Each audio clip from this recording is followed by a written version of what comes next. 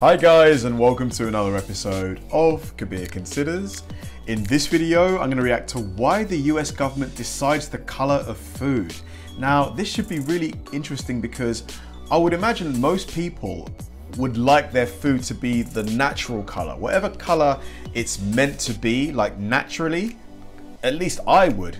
I wouldn't want something else, modifying it genetically, altering it in any way to try and make it a bit more appealing. I'd rather just eat it as it's meant to be. So I'm hoping this video gives some valid reasons as to why. Perhaps bananas maybe aren't typically yellow or something like that. So yeah, this should be a really interesting video to watch. So let's do it. When walking through a grocery store, we expect food to be certain colors. Oranges are orange, salmon is pink, and pickles are yellowish green. But what if I told you that this isn't necessarily true? What? Unlike candy or cereal, we assume that the color of natural foods are a result of the environment. Absolutely. But some aren't actually the color we assume. That's because the government plays a key role in determining the colors of your food. And for that, we can thank the margarine wars of the late 19th century. In the 1860s, butter was expensive. Without refrigeration, the product spoiled quickly. In response, the French invented a cheaper alternative called margarine. It was made by churning beef tallow, a form of animal fat, with salt and milk. Margarine was a similar tasting spread, but was less so the fat kept it, solid, right? Expensive and took longer to spoil. But unlike butter, margarine was white, the color of lard. So manufacturers added a yellow dye in order to appeal to consumers' palates conditioned by the color of butter. By the 1870s, margarine was flying off American shelves. Meanwhile, butter sales were falling. So the American dairy industry launched a propaganda campaign against margarine. The campaign published articles citing the use of dangerous ingredients and used obscene cartoons depicting the wretched conditions of factories.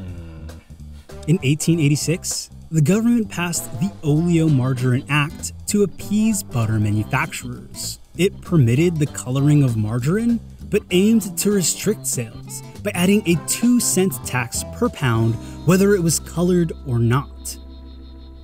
The act— That doesn't seem fair at all. I mean, just because of pressure from, butter manufacturers, you're now having to pay this tax. But obviously back then, things were a lot different, I guess. It marked one of the first instances in which an industry pursued government intervention in an effort to stop competition.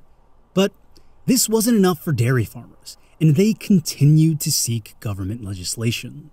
By the end of the century, 26 states had enacted anti-color laws that completely prohibited the coloring of margarine. Interesting. Some states went as far as making manufacturers dye margarine pink so that consumers could discern the difference in products. In 1902, the federal government took it a step further and added a 10-cent tax on artificially dyed margarine, while the tax on naturally colored was reduced to 1/4 cent.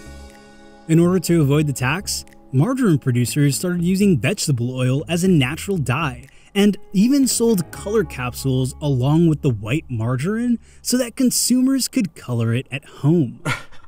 The margarine wars were coming to a close, but the war on food dye was just beginning. In 1906, the Food and Drugs Act banned the use of harmful— Now that I'm watching this, I read somewhere that some salmon, so not wild caught salmon, but the farmed salmon isn't actually pink naturally. They have to feed it certain things to make the flesh pink. Coloring without labeling to conceal damage or inferiority. The government certified 7 colors for food use, not only because they were considered harmless, but because they were heavily used. However, the use of them was not required. Manufacturers could still use uncertified colors as long as they were labeled in the ingredients. and American consumers still bought them. If we didn't use coloring, our food products would look a lot different than they look. It may affect people's decision whether to buy a food product or not. But in addition to that, colors can also be used as a way to enhance flavoring or more importantly, to enhance freshness. What we see on our plate determines how we taste. During one study by the British researcher J.C. Wheatley in the 1970s, participants ate steak and fries in a dark room. Subjects stated the food tasted normal, but midway through the meal, scientists turned on the lights to reveal that the steak was dyed blue and the— Oh, come on, that would be gross. A blue steak. fries green. Many participants became ill or lost their appetite merely at the sight. The experiment showed how our brains can alter the taste of food depending on our perception of People color. became sick. To be In fair, the I early probably would too. 1900s, the USDA began setting grade standards for the external appearances of certain foods. For example, no more than 4% of peas in a can of canned peas could be discolored. And in order for apples to be graded as US extra fancy, they must be colored 50% striped or partially red. These grading standards determine the quality of food based solely on appearance. But throughout this time, journalists continued to uncover more harmful properties. Oh my god, total blindness was its actual effect in at least one instance. Damn. Imagine eating something and going blind. Ugh. Associated with dyes and ingredients used in food, drug, and cosmetic products. Then, in 1937, disaster struck. A Tennessee drug company began advertising the benefits of a new drug to treat infections. Sulfonamide, did that have sulfur in it? The product was untested and was found to have toxic ingredients after over 100 patients died. The newly created FDA quickly enacted the Food, Drug, and Cosmetics Act, and unlike the 1906 law, only the use of certified dyes would be permitted by law. Regulations continued to strengthen, and the list of certified colors was frequently updated due to safety concerns. There are 9 certified colors that are approved for use in the United States. And the FDA has a chart with those 9 colors. And these colors are prominent across the food industry, even in foods you may not expect. When you think about the color of typical pickles in a jar, you probably picture a bright yellow-green color like these. Although pickles are naturally green, this bright hue is the result of food dye. Yellow dye number 5 and 6. This dye keeps skin from fading while on shelves. Uncolored pickles, on the other hand, are much less vibrant and look like this. Now, what color do you think of when it comes to oranges? Orange. Obviously the color orange, right? But that isn't always the case. In warmer climates, ripe oranges are actually green. What? And many residents of equatorial communities have never even seen an orange in food stands. Unbelievable. Only in cooler temperatures does this green pigment die off, revealing an orange color. However, consumers in these areas associate green with an unripe fruit. So, in order to make oranges sellable in the US and European market, farmers in warmer states like Florida, where 70% of the US citrus supply comes from, and Texas, often artificially dye them orange. How do you do that though? Please tell me they're not spray painting these oranges. Oh, please. However, the dye is banned in California and Arizona. How Salmon is another unsuspecting food that Someone please tell me how they dye these oranges orange. Please tell me, I'd love to know. relies on dyes to make sales. Unlike wild salmon that is naturally pink, farm-raised salmon is naturally gray. Oh. The meat from wild salmon is pink because their diet consists of naturally pigmenting compounds from krill and shrimp. But farmed salmon are fed food pellets with astaxanthin, an FDA-approved dye, in order to turn them pink. I knew it. Man, from now on, I'm not eating farmed salmon anymore. Wild caught all day. This is because consumers have been shown to prefer darker shades of pink and will pay up to $1 more per pound for a darker color compared to lighter hues. Fish is a huge problem when it comes to deception. You've got fish that's caught in Alaska, for example, sent to Asia for manipulation, sent back to Alaska, and then sent to the States for consumption in sushi bars. Some wheat breads, cheeses, and others contain dyes as well.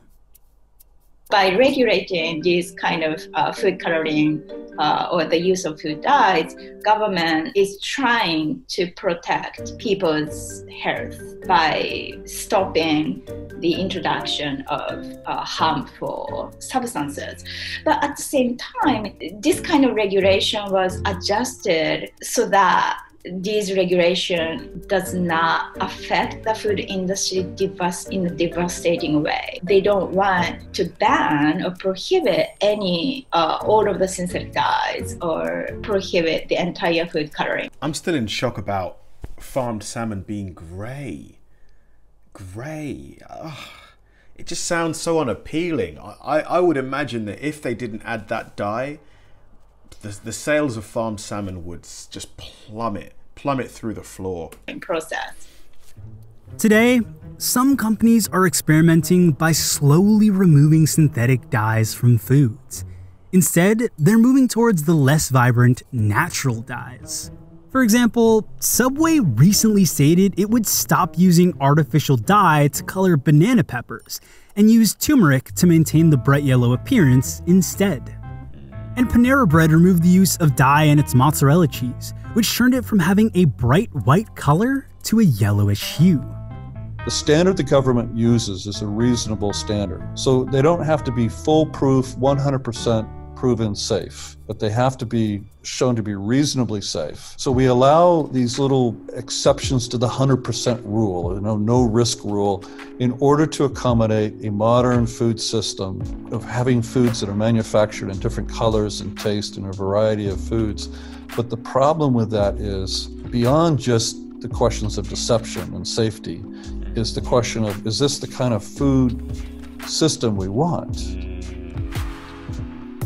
Very interesting. Fascinating. I cannot believe I'm still in shock about the salmon thing. I'd heard it before, but hearing this and seeing it on screen really drove it home for me. I don't like the fact that we eat food that isn't its natural color. I'm trying to eat healthier these days, a lot healthier, and it doesn't help to, like foods that I'd just completely accepted as, unadulterated, completely natural whole foods, to learn that they're manipulated at such a level, like just to change their appearance. It's a real shock to me, and yeah, I'm definitely going to try and be a bit more discerning in future. Thanks for watching, guys, and I'll see you in the next one.